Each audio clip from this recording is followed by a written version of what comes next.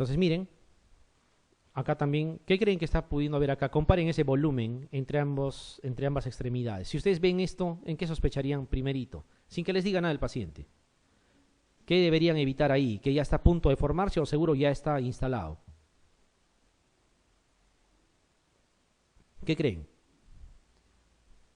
Así no sea serpiente la chesis la que le ha ocasionado. Si ven esto, ¿qué dirían? ¿Qué cosa puede haber aquí? Un síndrome compartimental, lógico. ¿Ya? Eso les debe llamar la atención. Por eso parte de lo que se monitorea después de uso del antiveneno es el diámetro. El diámetro o la circunferencia, perdón. Uno tiene que medir y en la historia evolucionar. ¿Ya? Si eso va aumentando, hay que tener cuidado. Hay que hacer fasciotomía, ¿no? Hay que cortar para evitar eso. Miren, aquí está en proceso de remisión, ¿no? En proceso de remisión. Ha recibido el antiveneno. Esta es otra especie. Esta sí tiene cascabel, ¿no? ¿O no? Aquí está claro. Crotalus. ¿Ya? Crotalus durisus. O Crotalus nada más. Lo que les decía, mucha gente afirma haber visto en zonas de selva Crotalus. Y ya saben que no son Crotalus. Son Botrops juveniles los que han visto. Se parece porque mueve igual la parte distal de la cola y porque produce sonido, pero por las hojas que están al costado. Crotalus solamente nosotros vamos a tener en esta zona del país. La zona sur de Madre de Dios, la que colinda con Puno, y la zona norte de Puno. En Puno solamente hace frío. En Puno solamente encontramos región Janca o cordillera. ¿Qué dicen? O también puede haber selva. Claro que sí. Puno tiene su zona de selva y una selva bastante tropical, la zona de Sandia. ¿Ya? La zona de Sandia en Puno es selva. Y es la única selva en el Perú donde existe Crotalus, por si acaso. ¿Ya? Compartiendo obviamente con la región sur de Madre de Dios. Si les preguntaran dónde existe Crotalus y les ponen, no sé, Loreto, Ucayali, Madre de Dios, o no Madre de Dios, digamos San Martín, y por ahí dicen Puno, seguro que la mayoría descartaría Puno en primer lugar. ¿Cómo va a haber en Puno? Dicen, pero Puno es donde existe justamente Crotalus. Hay una falsa idea de que los Crotalus en el Perú están en las zonas desérticas, ¿no es cierto? No es así tampoco. En Norteamérica hay otras especies que sí comparten territorio en las zonas desérticas, ¿ya? Pero aquí no. Es diferente, ¿ya? Es diferente. El tipo de veneno es neurotóxico. Acá sí, es neurotóxico. Y es casi exclusivamente neurotóxico, de tal manera que en el lugar de la mordedura prácticamente no van a visualizar nada. No produce destrucción de tejidos, no produce lo que producen tanto los géneros Botrops, el Lachesis y el Botriopsis, ¿no? Aquí no. Aquí básicamente es neurotóxico. Ahí está. Esa es la típica posición, ¿no? ¿Pueden ver serpientes en Lima ustedes, en cautiverio, en alguna zona, para los que les interese el tema? Un día que quieran irse de paseo, vayan, aprovechen ese paseo y vayan ahí, es una mañana, y para colmo les van a explicar bien y van a ver de cerca hasta cómo se extrae el veneno para fabricar el antiveneno. Ya, en San Marcos, en la ciudad universitaria, vayan a la parte del Instituto de Medicina Tropical, ahí hay un serpentario, con todas las especies. Y normal, si ustedes se identifican como médico van a entrar. ¿Ya? Es interesante. El serpentario. ¿Ya? Bueno, aquí está. Cascabel. ¿No? Que habíamos dicho que a nivel de la mordedura no van a encontrar casi nada. Miren, aquí está la mordedura. No hay destrucción de tejidos, no hay exposición de partes blandas, no hay nada de eso, cosa que sí sucedía con los Botrops y con los Lachesis. Pero miren esa facies, aletargado, ¿no? Con tendencia a disminución del sensorio, ¿ya? O sea, es neurotóxico. Orina en vino oporto, se llama esto así semiológicamente. Orina en vino oporto. Hematuria. Hematuria que puede causar taponamiento renal. ¿Ya? Que puede causar taponamiento renal.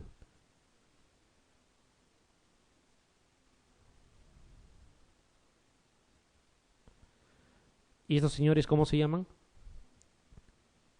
corales, ¿no? Son los corales. ¿Qué habíamos dicho? Una forma de reconocer una falsa coral de una verdadera coral era que los anillos lo tengan en toda la circunferencia, ¿ya? Pero a través de la evolución estas especies se han ido adaptando y ahora hay falsas corales que tienen todo el anillo completo y ya es más difícil de reconocer. ¿Cómo van a reconocer cuáles son verdaderas y cuáles son falsas, doctores? Todas parecen parecidas, ¿no? ¿O no? Si uno mira así yo diría, bueno, no le encuentro mucha diferencia. ¿Ya? Pero sí hay forma de reconocer. Bueno, por ahora, mientras sigan evolucionando y cambien, ahí buscaremos otras formas. Ya, las corales, las verdaderas, las que son venenosas, hay una forma de reconocer con una mnemotecnia. Se usa la palabra rana, ya, así rana, de la rana René de Plaza Sésamo, así rana. R de rojo, A de amarillo, que puede ser blanco también, N de negro y otra vez A de amarillo, que podría ser blanco, o amarillo o blanco, ¿ya? Rana, no se olviden. Entonces tiene que haber esa secuencia, tiene que haber una secuencia rana en los anillos. O sea, rojo, amarillo, negro, amarillo, con la diferencia que podría ser en lugar de amarillo, blanco, ¿ya? A ver, partamos de este primer ejemplito. R de rojo, aquí está. A de amarillo, N de negro, A de amarillo. ¿Verdadera o falsa? Verdadera, ¿ya? Verdadera coral. A ver aquí, empezamos por rojo. R de rojo, ¿qué debería seguir? A de amarillo. No, no tiene esa secuencia. Entonces esta especie, ¿qué cosa es? Falsa coral. Esta. R de rojo. A de amarillo tampoco, ¿no? Falsa. Esta. R de rojo. A de amarillo, que podría ser blanco, hemos dicho, ¿no? N de negro y otra vez A de amarillo, que podría ser blanco. La primera y la última son corales verdaderas, ¿ya? ¿Por qué les muestro esto? Si ustedes observan a simple vista y dicen cuál es verdadera y se dejan llevar por la intuición, estoy seguro que más bien estas dos, ustedes van a pensar que son verdaderas y son más venenosas y en realidad no las son. Las venenosas son estas dos, ¿ya? Entonces si enumeramos, ¿cuáles eran las verdaderas? 1 y... ¿cuál más? 4. ¿De acuerdo?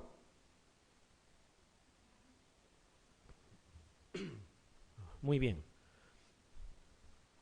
A veces cuando tocamos el tema pareciera que estamos haciendo criptozoología, ¿no? Porque a nadie le gusta el tema. Pero sí es importante. Ahí están las zonas, ya, las zonas donde nosotros podemos encontrar esas especies, corales. Fíjense, en la costa puede haber, ¿ya? Y obviamente también en la cuenca amazónica, ¿ya? En la cuenca amazónica. Ahí están los antiveneno que fabrica nuestro Instituto Nacional de Salud. Nuestro Instituto Nacional de Salud nos pone al alcance de este tipo de antiveneno que nosotros podemos usar, obviamente. Por ejemplo, si hablamos del género Lachesis, ¿cuál era la especie que nos importaba? Lo tienen anotado ahí. ¿Cuál era de los Lachesis? Esperaré que me digan. De paso descanso. ¿Cuál es en el género Lachesis la especie que nos importa? Lachesis muta, alias Shushupe, ¿no es cierto? Y hay una sola especie. Por eso es que este suero antilachésico es monovalente, exclusivo para Lachesis muta. No tenemos otra especie de importancia en el Perú, ¿ya? Dentro de los Lachesis. Sin embargo, por ejemplo, cuando hablamos de Botrops, sí teníamos el Botrops atrox, que era el más común. Tenemos el Botrops rodingeri, que estaba en los peñascos a nivel de costa. Y tenemos el Botrops pictus, que tenemos también en zonas aledañas a la costa, pero ya a una cierta más altura. Hay varias especies entonces de Botrops que pueden afectarnos o que nos pueden causar accidentes. En ese entender, el suero antibotrópico no es monovalente como en el caso de la Lachesis, es polivalente. ¿Qué significa? Que indistintamente para accidentes por Botrops atrox o por Botrops rodingeri o por Botrops pictus, yo puedo usar este mismo vial y me va a funcionar porque es polivalente. ¿Ya? Sirve. Y en el Crotalus también había una sola especie. Por eso el suero anticrotálico es monovalente. ¿Ya? Monovalente. Esos son los sueros que se deben de usar. ¿Cómo se usa, doctores? ¿Qué se debe de hacer? Claro que al final se puede aplicar hasta subcutáneo, intramuscular, qué sé yo, pero la forma correcta, lo ideal, ¿cuál es? Lo ideal es en vial, así es. ¿Ya? Lo ideal es por vía endovenosa. Hay que diluir 2 frascos. Estamos hablando del Perú, ¿eh? Porque si ustedes leen la norma técnica en Brasil, usa de 6 en 6. Porque tiene otro tipo de preparación, otro tipo de sueros antiofídicos. Estamos hablando de lo que tenemos en el Perú y eso es lo que les podrían preguntar. Se usa 2 frascos diluido en 250 cc, que puede ser de dextrosa o de cloruro. ¿Ya? 2 frascos, nunca de uno en uno, ¿eh? 2 frascos. ¿En cuánto tiempo se aplica? En 15 a 30 minutos. Hay que colocarlo en Volutrol. ¿Estamos de acuerdo? ¿Cuándo se vuelve a colocar la siguiente dosis, si es que es necesario? Al día siguiente. No cada 8 horas, no dentro de media hora, no, al día siguiente. Y si sigue siendo necesario, al día siguiente también. Normalmente con 2 frascos se soluciona el problema. Normalmente, eso es lo más común. A veces no, a veces se necesita repetir la dosis al día siguiente. ¿Ya? Al día siguiente. Alguien me dirá, ¿y cómo me doy cuenta, cómo saber, en qué momento voy a parar de colocar? Tenemos que evaluar al paciente laboratorialmente y lo que le pedimos es examen de orina para evaluar ¿qué cosa? Hematuria, así es, hematuria. Si existe hematuria hay que seguir dando el antiveneno. ¿Cuándo retiramos el antiveneno? Cuando ya no hay hematuria.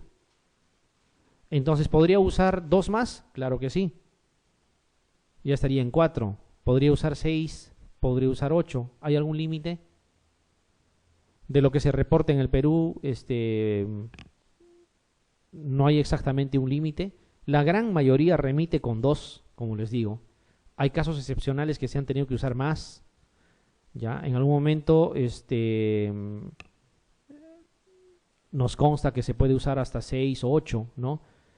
Y en algún momento conversábamos con el doctor Maguiña de su experiencia en ofidismo y él nos comentaba con documentos que hasta 60 frascos habían usado en algún momento. O sea, mientras no pare la hematuria, sigan dándole el antiveneno, pero al día siguiente, de 2 en 2 frascos. ¿Se entiende? Ya. ¿Van a usar corticoides? No, de preferencia. Si se está edematizando demasiado, podrían usar dexametasona con la idea no de neutralizar el veneno, porque no va a neutralizar el veneno, sino como antiinflamatorio, para evitar que AINES, porque los AINES fundamentalmente pueden producir, ¿qué cosa habíamos dicho? Faseitis necrotizante. Faseitis necrotizante. Hay que calmar el dolor, hay que medir los perímetros de la zona afectada. Eso es lo que se tiene que hacer. Fácil es el manejo, administrar el antiveneno, monitorear examen de orina, ¿no es cierto? Y monitorear los diámetros también.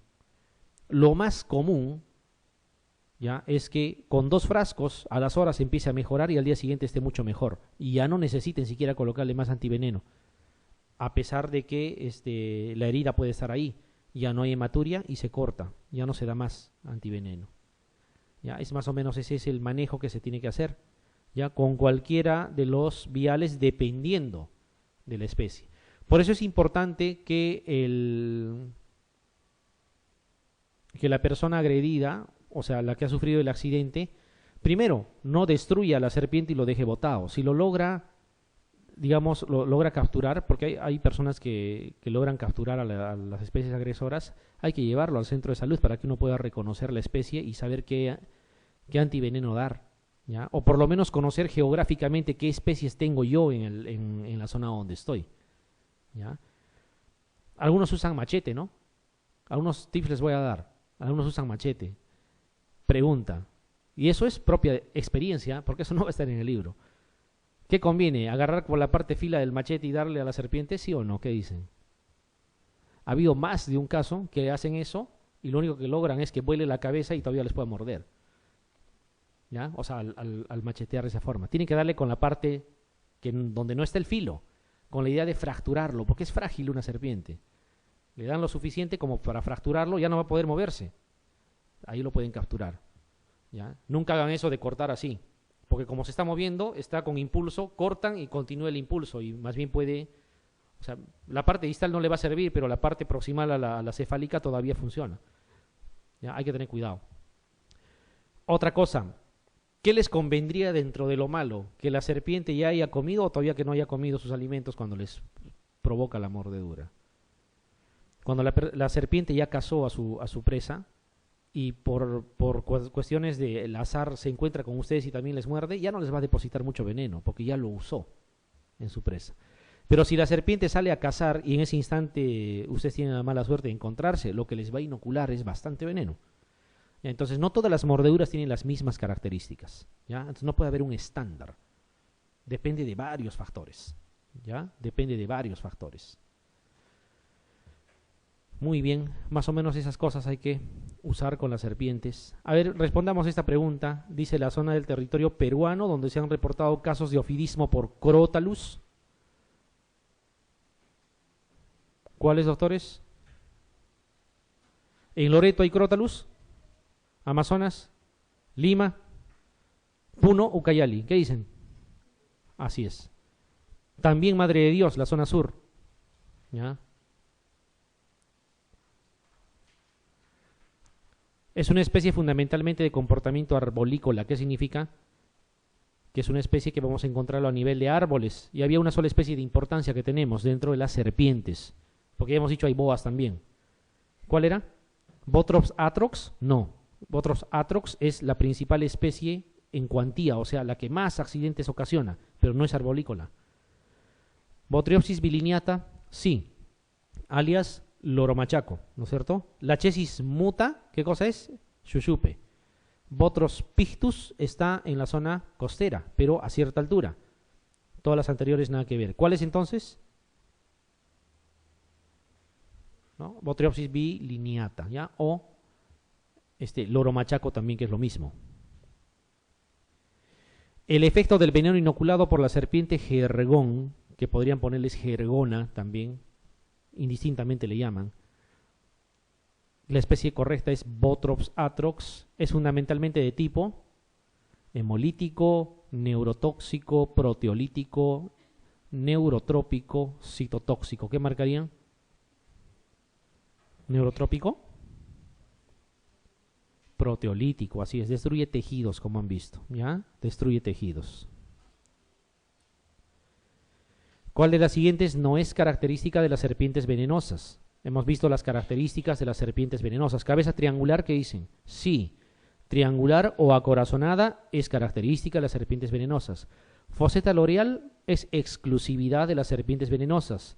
Le sirve como un aparato captador de sensación térmica, ¿no? Es termosensible. Cuerpo cubierto por escamas, sí, que le da un aspecto rugoso, áspero. Pupila elíptica, también, porque la pupila redondeada es de las serpientes no venenosas. Cola puntiaguda y delgada, no, eso es de las serpientes más bien que no representan mayor peligro. Las serpientes venenosas tienen una cola roma, ¿no? Una cola, digamos, que termina no de forma afilada y a veces todavía con cascabel. Entonces, la alternativa es la E. ¿Cuál es el número ideal de viales de antiveneno que se debe usar en caso de mordedura de ofidios? 2, 3, máximo 4, indefinido, nunca más de 5. ¿Qué dirían? Indefinido. ¿Depende de qué, doctores? De la presencia o ausencia de hematuria. Eso es lo que tienen que ver. Y para evaluar hematuria no se necesita gran cosa, un examen completo de orina nomás. ¿Ya? Y lo tienen que hacer cada 24 horas. En la mañana su examen de orina, más tarde le están colocando el antiveneno si es que lo necesita, ¿ya? Si es que lo necesita. ¿Se debe de usar antibióticos? ¿Qué dicen? ¿O no se debe de usar?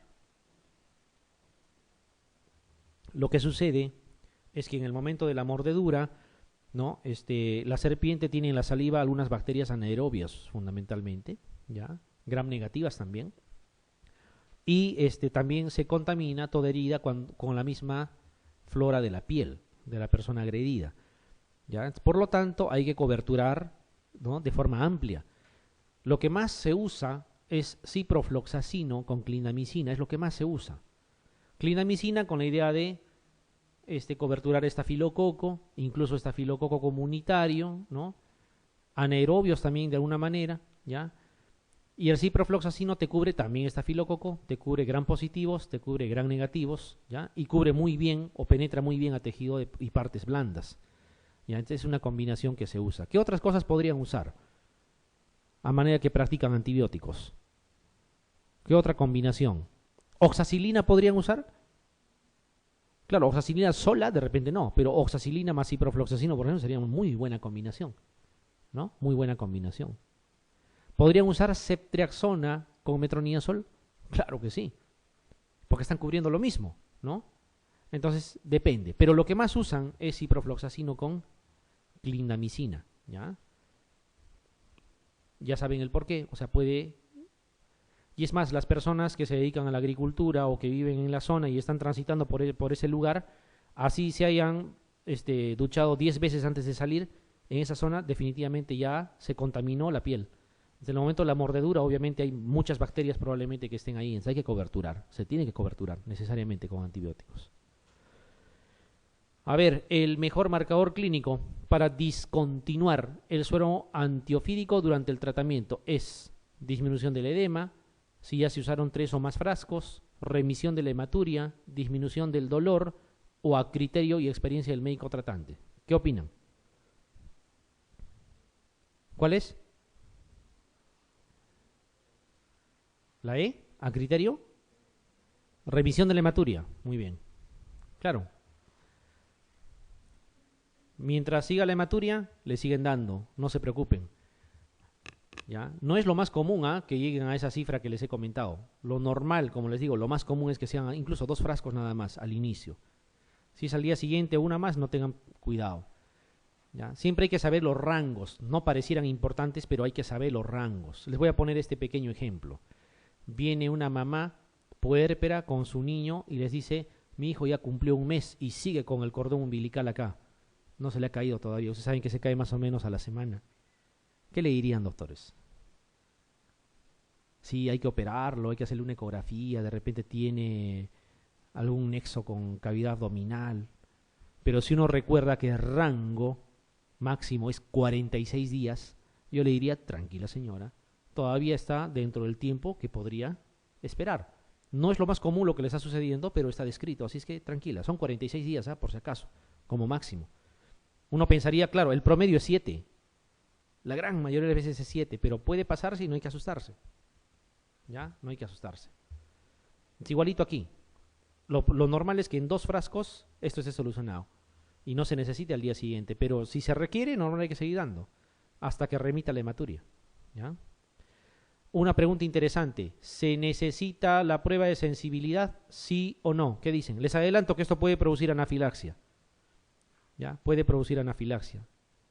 O sea, por el veneno el paciente puede sufrir una anafilaxia, por el suero, perdón, el paciente puede sufrir anafilaxia y se puede morir, obviamente.